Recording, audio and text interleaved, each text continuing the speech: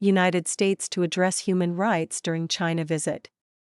Washington, U.S. Secretary of State Marco Rubio said on May 5 that China's human rights violations remain a key concern for the Trump administration and will be on the agenda during the president's upcoming visit to Beijing. U.S. President Donald Trump will visit Beijing on May 14 and May 15 for meetings with Chinese leader Xi Jinping. Rubio is expected to accompany him. At a White House news briefing, Rubio confirmed that human rights violations, including forced organ harvesting, remain important priorities for the administration. "We always raise those issues, and they remain true," Rubio said in response to a question from NTD, a sister media outlet of the Epoch Times. "I think we've proven in some cases it's most effective to raise them in the appropriate setting. But we always raise those issues.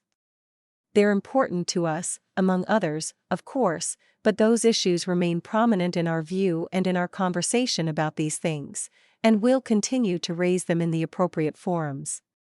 In 2024, Rubio, then a Republican senator from Florida, introduced a bill aimed at deterring the Chinese regime's state-sanctioned killing of Falun Gong practitioners for their organs.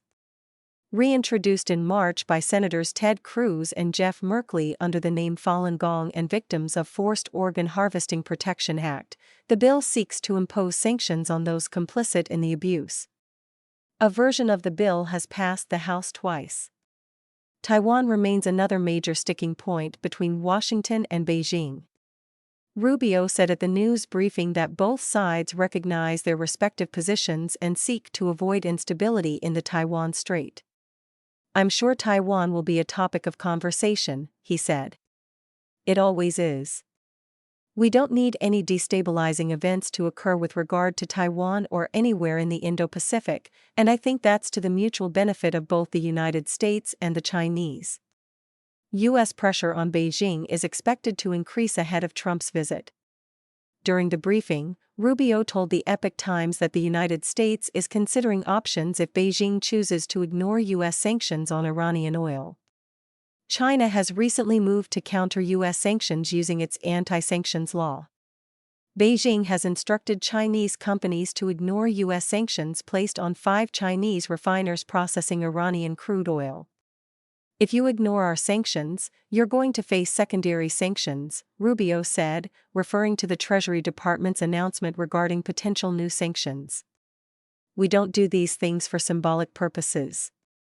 The U.S. State Department also confirmed that Washington is preparing to impose travel restrictions on China if Beijing slows its efforts to repatriate Chinese nationals who are in the United States illegally.